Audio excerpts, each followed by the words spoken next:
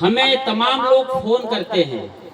अधिकतम जो सवाल पूछे जाते हैं वो सवाल मैं आप सबके बीच रख रहा हूँ। लोग क्या पूछते हैं, जब गहरे सत्संग में सदगुरु कबीर साहब को समझना शुरू करते हैं, कबीर पंथ को समझते हैं, तो लोग एक सवाल खड़ा करते हैं कि बताइए गुरुजी, हम किस भगवान की पूजा करें? ये पहला सवाल होता है।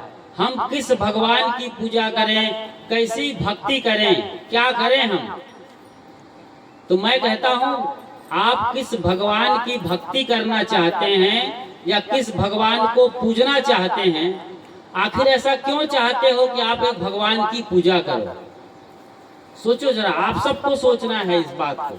ये सवाल किसी एक आदमी का नहीं है, बल्कि हर आदमी का सवाल है कि हम किस भगवान की भजन करें, भक्ति करें तो क्या होगा। मेरा यही सवाल रहता है, आखिर क्यों चाहते हैं भगवान की पूजा करना? लोग हड़बड़ा जाते हैं, गुरुजी पता नहीं।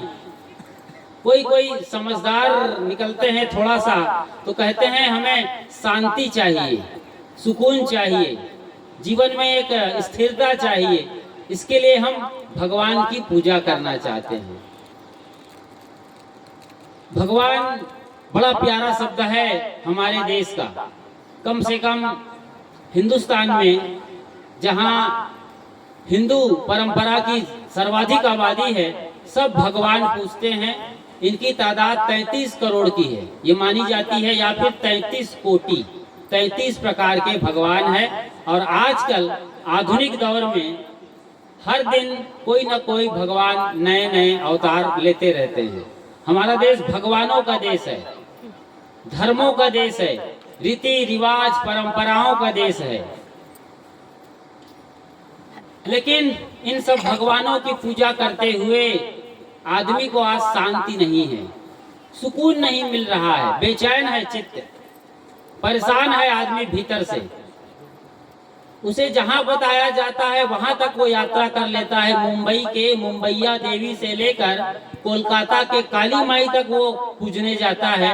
वहीं जम्मू कश्मीर से देखें तो वैष्णव देवी से लेकर यहाँ साउथ इंडिया में रामेश्वरम तक की यात्रा करता है। जैसी उनकी हैसियत होती है आदमी जाता है, तिरुपति बालाजी जाता है, मुंबई जाता है सिद्धि विनायक की पूजा करने के लिए, कहीं और कोई बड़ा नाम मिलता है तो वहां चले जाते हैं। अभी आपने देखा प्रयागराज महाकुंभ में गंगा मैया में स्नान करने गए थे, पवित्र त्रिवेणी संगम में करोड़ों की तादाद में इकट्ठे हो गए थे।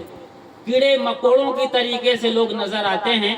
यदि आप हेलीकॉप्टर से देखेंगे तो पैर रखने की जगह नहीं रही है। 29 जनवरी की तारीख रही है, मौनी अमावस्या का दिन रहा है। उसके बाद जो कुछ हुआ वो किसी को बताने की जरूरत नहीं है। सोचिए, कबीर का मंच विचार का मंच है, विश्वास का नहीं। सदगुरु कबीर साहब का मंच विवेक करने को कहता है, विचार करने को कहता है, विश्वास करने को नहीं। कबीर साहब का मंच या कबीर साहब का ये जो सत्संग मंच है, ये कहता है कि अपने भीतर की श्रद्धा को रखो बरकरार, लेकिन सत्य को जानने की जिज्ञासा पैदा करो। यहाँ बात को मानना नहीं है, बातों को जानना है। ये बिल्कुल आदमी की बात कर रहा हूं मैं किसी आदमी के अलावा अन्य पशु परिंदों की बात नहीं कर रहा हूं, जो न तो जानते हैं ठीक से, न समझना चाहते, न समझने की ताकत है। आपके अंदर वो ताकत है कि आप बात को मानेंगे कि बात को जानेंगे। कभी आप बोलते हैं कि मैं अपने हाथ को मानता हूं, ऐसे हाथ दिखाओ, भुजा दिखाओ और कहो कि मैं अपने हाथ को मानता हूं। अपने हाथ को मानने की क्या जरूरत है? आपको मालूम है कि ये मेरा हाथ है और मैं इस हाथ से काम करता हूं और मैं जिंदा हूं, इतना काफी है जानना। फिर आपका हाथ है, आप भी जानते हो, बाकी लोग भी जानते हैं। जिस चीज को हम नहीं जानते वहां पर मानने की शुरुआत होती है।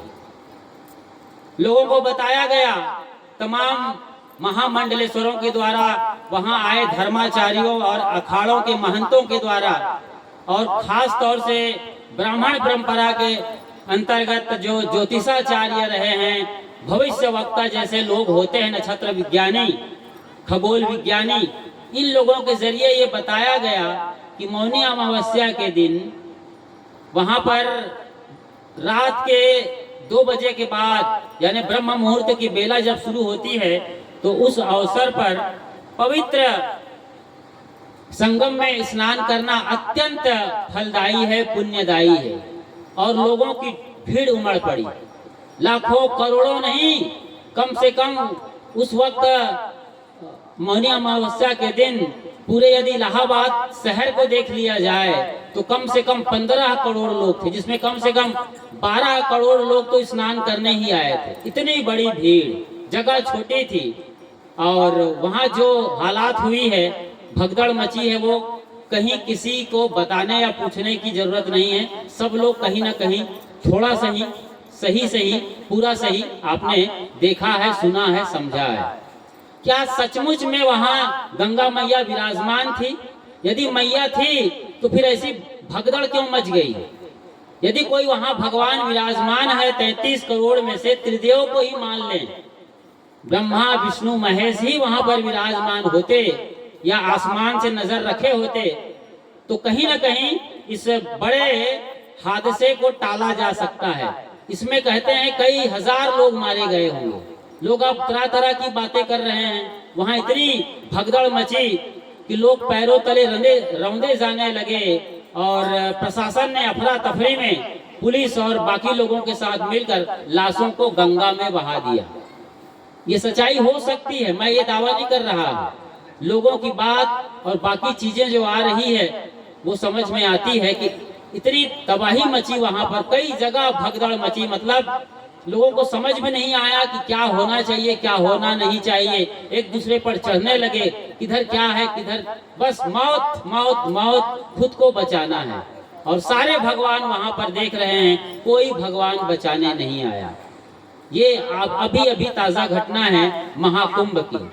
दूसरी बात अभी कर लें, 2-4 बरस पहले आपके पूरे गांव ही नहीं, जिला ही नहीं, प्रदेश ही नहीं, पूरे भारतवर्ष में कोरोना का कोहराम मचा हुआ था।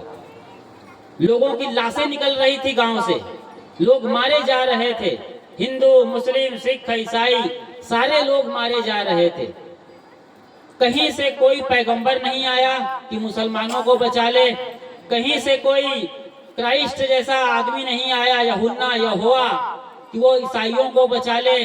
और नहीं आपके यहाँ हरिद्वार से, ऋषिकेश से और हिमालय की चोटी से या कैलाश पर्वत से कोई भगवान आया कि कम से कम हिंदुओं को बचा ले।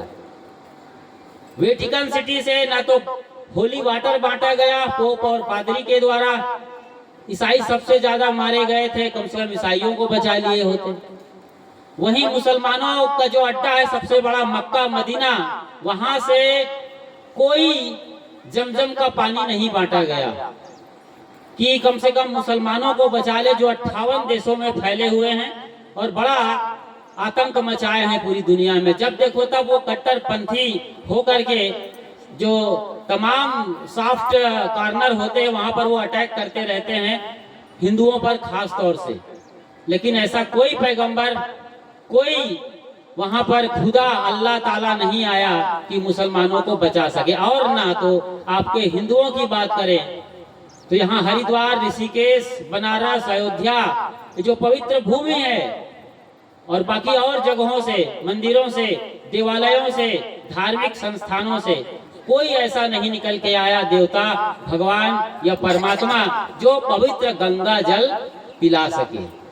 पवित्र गंगा जल हिंदू कहते हैं, जमजम का पानी उसे मुसलमान कहते हैं, होली वाटर उसे ही ईसाई कहते हैं। कहीं से कोई लॉर्ड या गॉड नहीं आया, परमात्मा और परमेश्वर नहीं आया, और नहीं कहीं से कोई खुदा और अल्लाह आया। सोचिए जरा, आप मानते हैं, हम आपकी मान्यता का, आपकी परंपरा का, आपकी श्रद्धा का सम्मान करते हैं, लेकिन इतना ही सत्य नहीं है। सत्य को जानने के लिए आंख खोलना जरूरी है। अपनी आंख से देखने आना चाहिए, अपनी आंख से समझने आना चाहिए, चेतना जलाना चाहिए। कबीर साहब का पूरा फोकस, पूरा मंतव्य यही है। उनकी बीजक, उनकी जो मौलिक रचना है बीजक जिसका नाम है, उसको पढ़ेंगे तो साहब कहते हैं जाग जाग जंजाली जीरा, और जागने का इतना पुरजोर संदेश देते हैं कि कबीर साहब की लाइन को ही वहां मेला में जो लोग सोए हुए थे आधी रात को मौनी अमावस्या के, उनको जगाने के लिए कि कहीं भगदड़ ना हो जाए, लाउड स्पीकर में वहां पर जो मेला अधिकारी थे वो जगा रहे थे और कबीर साहब की बात दोहरा रहे थे, जो जागत है सो पावत है और जो सोवत है वो खोवत है। ये कम से कम घंटा 2 घंटा पहले ये जारी किया था कबीर साहब के लाइन को। जो जागत है सो पावत है, जागो जागे रहो, नहाओ और चलते बनो, रुको मत यहाँ घाट पर, इतनी भीड़ है। खतरा उनको दिखाई दे रहा था, शायद कहीं खतरा शुरू भी हो गया रहा होगा, लेकिन वो बता नहीं रहे थे कि लोगों को हटाने जगाने के लिए लाउड स्पीकर से कबीर वाणी चिल्ला रहे थे, कबीर वाणी का गान कर रहे थे। यही तब भी हुआ था 1984 के दंगे में, जब इंदिरा गांधी की हत्या हो गई थी सतवंत सिंह और बेअंत सिंह के जरिए, और सिखों पर सिख विरोधी दंगे भड़क गए थे। मैंने देखा अपने बचपन में, मैं डोंडी लोहारा के पास एक गांव में था, वहां पिताजी टीचर रहे, पढ़ा रहे थे, मैं सवेरे निकला था, लोग तमाम मुंडे लोग, मुंडे समझते हैं जिनके सर पर बाल नहीं है, शायद सिखों ने पूरा अपना बाल उधरवा लिया था, दाढ़ी घुटवा लिया था, बिल्कुल गंजे हो गए थे। ये सारे के सारे मुंडे लोग ट्रक में भर कर जा रहे थे और ट्रक दौड़ा जा रहा था। बोरी या पैरा को अपने सर को बोरी या पैरा से वो ढकने की कोशिश कर रहे थे, नाकाम कोशिश, मैंने देखा था। तो 84 का जब दंगा हुआ था, इंदिरा गांधी मारी गई थी अपने ही अंगरक्षकों के द्वारा, सिख विरोधी दंगे भड़के, तब उस जमाने में 84 की बात कर रहा हूँ, अंदाजा लगाइए 24 चल रहा है, तो 40 साल पहले की ये बात है। उस वक्त इतने चैनल नहीं थे, सोशल मीडिया का नाम नहीं था, उस समय आकाशवाणी और दूरदर्शन था, वहां से गीत गाया जा रहा था, भाई रे दुई जगदीश कहाँ ते आया, कहू कौने बौराया, भाई रे दुई जगदीश कहाँ ते आया, गहना एक कनक ते गहना, या में भावन दूजा, कहन सुनन को दुई कर थापे, एक नमाज एक पूजा, भाई रे दुई जगदीश कहाँ ते आया। कितने सारे पद हैं, कितने सारे भजन हैं। जब भी भारत में हालात बिगड़ती है, चाहे वो कुंभ मेले का हो या 84 का दंगा हो या कोई और आपातकाल इमरजेंसी लगी हो या कुछ भी हो, खतरा, कबीर साहब अपना मसाल लेके खड़े हो जाते हैं, क्योंकि सबको दिखाई देता है कि सदगुरु कबीर साहब में जो समाधान है वो कहीं किसी भगवान में भी नहीं है। जो समाधान सदगुरु कबीर साहब में है वो भगवान कहीं और किसी धर्म के नाम पर, मत, मजहब, परंपरा और संप्रदाय में है। ऐसा कोई भगवान नहीं है जो आसमान में बैठा हो, जिनकी शक्ति और सत्ता से ये दुनिया चलती है। पत्ता नहीं हिलता, भगवान के लिए कहा जाता है कि उनके बगैर पत्ता नहीं हिलता। तो मैं आपसे पूछ रहा हूँ, कुंभ मेले में वो रेलिंग कैसे टूट गई? पत्ता नहीं हिलता उनके बगैर, तो उतनी बड़ी बैरिकेडिंग कैसे उखड़ गई, टूट गई और लोग धराशायी हो गए, रौंदे जाने लगे पैरों के तले। कहाँ पुण्य कमाने गए थे? मोक्ष और मुक्ति के लिए लोग वहाँ कल्पवास करते हैं भीषण ठंडी में। 6 डिग्री की ठंडी को हमारे साथियों ने देखा है, जो शुरुआती दौर में वहाँ सेक्टर 15 के मुक्ति मार्ग में सदगुरु अभिलाष छावनी लगा रहे थे। भयंकर ठंडी पड़ती है, साबुन झाग देना बंद कर देता है, टूथपेस्ट जमने लगता है, 2-4 डिग्री तक वो लोग झेले हैं, और कई बार तो माइनस भी हमने झेला है प्रयागराज के अपने कबीर पारक संस्थान में। सोचिए जरा, इतनी भीषण ठंडी पड़ती है और ये स्थितियां रहती हैं, वहां लोग कल्पवास, मतलब वहीं पर गंगा किनारे झोपड़ी और टेंट रावटी तानकर बूढ़े लोग बैठे रहते हैं कि कहीं यहीं हमारी मौत हो जाए, हम मर जाएं गंगा की गोद में, तो गंगा मैया और भगवान हमें अपने लोक लिए चलेंगे, सतलोक या फिर स्वर्गलोक लिए चलेंगे।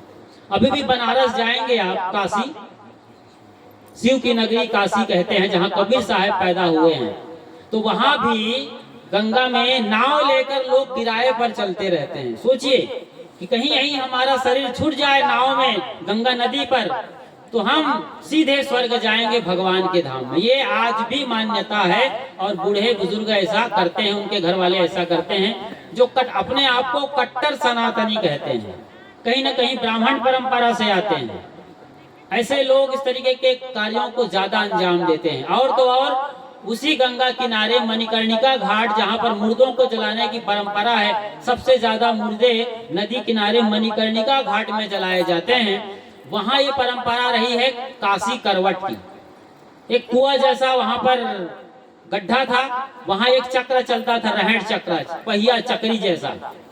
लोग जिन्हें मुक्ति चाहिए जीते जी, जो घर से ऊब गए हैं, तंग आ चुके हैं, वो लोग पंडितों से मिलते, धर्म के ठेकेदारों से मिलते और उसी चक्र में उन्हें डाल दिया जाता। वो चक्र उनको पेर देते थे, ऐसे जैसे आपके यहाँ तेल को पेर देते हैं ना, कोल्हू के जरिए आपने देखा होगा। वो कोल्हू के जमाने की बात है, मशीन नहीं थी उस वक्त। तो इसी तरीके के चक्र में उन्हें पेर दिया जाता, उनका सारा लादा पोटा गंगा में चला जाता, हड्डी पसली खून गारा सब। और लोगों की मान्यता थी कि उनको मुक्ति मिल गई। ऐसी परंपरा रही है। ऐसे ही परंपरा प्रयागराज संगम में रही है, जहाँ अक्षय वट है। ये 16वीं शताब्दी की बात है, अकबर के जमाने की है। अकबर ने देखा और लोगों ने बताया, तो अकबर ने उस पेड़ को अंदर कर दिया किला में, जहां आज भी अकबर का किला खड़ा हुआ है। लोग उस बरगद के पेड़ पर चढ़ते और यमुना जो उधर मथुरा, आगरा, दिल्ली की तरफ से आ रही है, उस पेड़ पर, बरगद के पेड़ पर चढ़कर सीधे यमुना में छलांग लगा देते थे और मर जाते थे। कहते थे कि हमारी मुक्ति हो गई, इसी मान्यता थी। आज भी ऐसी चीजें हैं।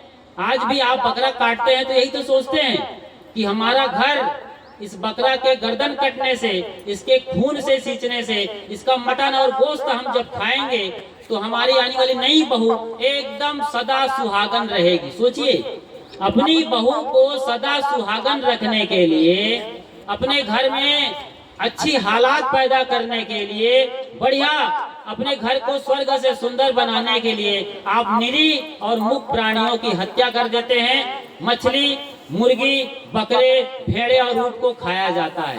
ये आपके गांव की बात नहीं है कि आपके गांव में कोई सहाड़ा देव है या आंगा देव का इलाका है। मैं पहले भी यहाँ आया हुआ हूँ। इसी इलाके में आंगा देव, वो कोसमी गांव था शायद, आंगा देव की परंपरा रही है। और वहाँ पहाड़ में बकरा बकरी को पूजने की, यानी हत्या करके भगवान के नाम पर मटन और गोश्त खाने का शौक पालने वाले लोगों का ये बड़ा अत्याचार आज भी बरकरार है। देश आजाद हो गया है, कितने बरस निकल गए हैं, 100 बरस होने को आ रहा है, लेकिन हम आज भी वहीं पर खड़े हुए हैं। वही तकियानुसी विचार, मैं सुबह बता रहा था कैसी कैसी परंपराएं रही हैं और मान्यताएं रही है। तो भगवान के नाम पर, भगवान के नाम पर ये सब हो रहा है। कितना दुर्भाग्यजनक है, सोचिए जरा। अरे भगवान कहीं आसमान में बैठा है, जो अपनी उंगलियों के इशारे से, जैसे वो कठपुतली का खेल देखा है आप लोगों ने, वो कठपुतली वाला ऊपर होता है, धागा फंसाता है उंगलियों में और नीचे काठ की पुतली, पुतली समझते हैं ना आप लोग, वो कठपुतली है, काठ की मतलब लकड़ी की। उसको बढ़िया कपड़े लत्ते पहना दिए हैं, कोई राजा जैसा दिख रहा है, कोई रानी जैसी खूब संवरी हुई है, सजी हुई है, मेकअप करके आई है, कोई वजीर है, कोई मंत्री है, कोई और नौकर है, कोई और पहरेदार है। ये सब खेल तमाशा दिखाता है। कभी राजा रानी से बात कर रहा होता है, कभी रानी घुड़की लगा रही है अपने मंत्री को, ये क्या गलत कर रहे हो। तो इस तरह के कठपुतली का खेल दिखाता है। सबय नचावत राम गोसाई, इसी बात को गोस्वामी तुलसीदास जी अपनी रामायण में कहते हैं, सबय नचावत राम गोसाई। ये गोसैया जो राम, गोसैया आप लोग बोलते हैं ना छत्तीसगढ़ी में, गोसैया मतलब मालिक। एक चरवाहा था, हल चला रहा था और बैल जब सही नहीं चलता था तो ये गुरुदेव जी ने, मैंने सदगुरु अभिलाष साहब की बात सुना रहा हूँ, वो हल नहीं चल रहा था या बैल तितर बितर भाग रहे थे, सही तरीके से लाइन से हल नहीं चल रहा था, तो खूब पीटता बैलों के पीठ पर, खूब मारता अपने उस सोटा से और कहता था तोर गोसैया मरे। बार बार वो तोर गोसैया मरे, तोर गोसैया मरे। तो कोई समझदार आदमी था, गए कहे भैया आप बार बार बोलते हो तोर गोसैया मरे, तो ये बैलों का गोसैया कौन है? बैलों का गोसैया कौन है? मतलब वही था ना। लेकिन कितना चालाक था वो, क्या बोलता था? वो ये नहीं कहा कि मैं गोसैया हूँ, मैं मालिक तो मैं ही हूँ, इस बैलों का मालिक, हल का मालिक, खेत मेरी है, सब कुछ का मालिक मैं हूँ। लेकिन बार बार बोलता था तोर गोसैया मरे। तो गोसैया कौन है जी? उसने कहा अरे जो समझे उसी को लगे गोसैया, ऐसे बोलता, जो समझे उसी को लगे, वही जाने, उसी वही मरे। सोचिए जरा इस बात को अच्छे तरीके से विचारिए। हम देखो कोई भगवान के विरोधी नहीं है। लोग कहते हैं कबीर पंथी साधु, और पूरा कबीर पंथ भगवान विरोधी नहीं बाबा। भगवान के नाम पर जो आडंबर है उसके विरोधी हैं। कबीर साहब किसी भी धर्म के नाम पर जो मत मजहब और परंपरा चल रही है, रीति रिवाज है, आपके घर के जो धार्मिक अनुष्ठान है, यहाँ तक कि आप अगरबत्ती पूजा करते हैं, यहाँ तक कि तुलसी माता, अब एक ही लाइन बता दूं आपको, तुलसी माता की आप रोज पूजा करते हैं, नहा के आते हैं, जल चढ़ाते हैं, सचैल स्नान। इधर कुमारी देवी बैठी है कौहा कुड़ा वाली, वो भी यही करती है। उसका बेटा तो साधु हो गया था, वापस आ गया। उसका भाई अभी साधु है प्रयागराज में, चूड़ामणि साहब। और उसका बाप है कि कौन है? दादा, उनके दादा भी साधु है। देखो 3-3 4-4 लोग उनके घर साधु हैं, लेकिन वो भी तुलसी माता की पूजा करती हैं जैसे आप करते हैं। ठीक है जी। अब गलती कहाँ होती है? मैं ये नहीं कह रहा हूँ वो गलत कर रही है या आप गलत कर रहे हो, आपको खुद फैसला लेना है। तुलसी एक ऐसी हमारे लिए आयुर्वेद का पौधा है जिसके 5 पत्ते सवेरे उठ करके ठंडे पानी के साथ चबा लें या निगल जाएं तो वात, पित्त और कफ को, यानी पूरे शरीर के सिस्टम को बैलेंस रखता है। इसलिए उसको तुलसी मैया कहा गया, देवता से जोड़ा गया, मंदिर से जोड़ा गया। लेकिन हम भूल गए उनको खाना और सिर्फ पूजा कर रहे हैं आज। यही कहानी बेल पत्ती की है। अभी जब बेल आए हैं नए नए सावन के महीने में, आप रोज जल चढ़ाओगे, खाओगे कभी नहीं। आप बेल पत्ती कभी नहीं खाने वाले हैं, जबकि उस सीजन में जो बेल पत्ती खाएगा उसको कभी फोड़ा फुंसी नहीं होगा, दांत खाज खुजली नहीं होने वाली है, और भी कई बीमारियों का इलाज है। यही अभी चैत्र रामनवमी में करने वाले हैं। जब राम की पूजा होगी, नौ दुर्गा बैठेंगी, तो जवारा बोया जाएगा। देखिए आपकी भाषा की बता रहा हूँ, आपके गाँव की बात है ये। सहाड़ा देव के नाम पर शीतला मंदिर में ये सब आप करने वाले हैं, शीतला देवी के नाम पर। ठीक है जी। तो क्या करेंगे आप? जवारा बोएंगे, जोत जलाएंगे, 501 का, 1001 का, 10,001 का, और भी घी का जला रहे हो। ठीक है, बकरा मुर्गी भी मारते हैं आप, इधर घी भी जल रहा है, उधर बकरा का खून भी जल रहा है या गोश्त पक रहा है, सब हो रहा है। वही जवारे की बात कर रहा हूँ। जवारा मतलब गेहूं का वो नन्हा पौधा जिसे छाव में उगाया गया है।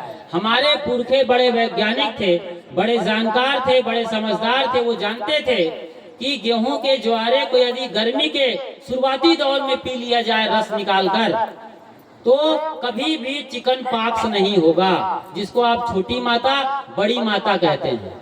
मैं भी एक गांव में था, बटेरा नाम है, डोंडी लोहारा के पास। मुझे भी जब प्राइमरी स्कूल में था तो फोड़ा फुंसी वो वही चिकन पॉक्स हुआ था। मुझे याद है लोग अंगूर लाते थे मेरे लिए, मैं बहुत छोटा था, रोता था, बहुत गर्मी, बड़ी पीड़ा जलन होती थी। अंगूर लाते थे और क्या क्या उपटन लगाते थे।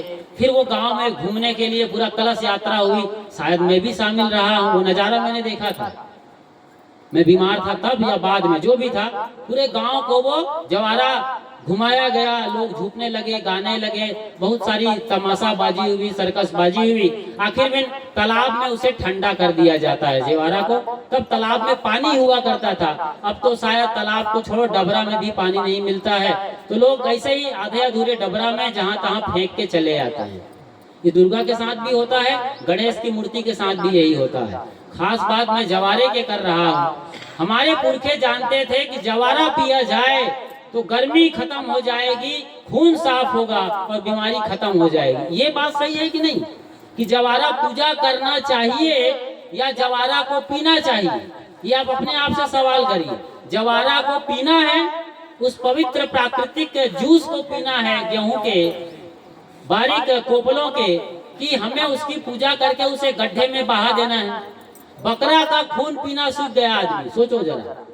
बकरा का खून पीना नहीं भूला आज भी आदमी, लेकिन जवारा का जो बढ़िया परंपरा रही है, स्वास्थ्य मिलने वाला था, भारत स्वस्थ और मस्त होता, ध्यान और ज्ञान की गहराई में पहुंचता, वो सारे रास्ते बंद कर दिए और उसे केवल कर्म कांड के तौर पर आज ज्वाला लगाया जाता है।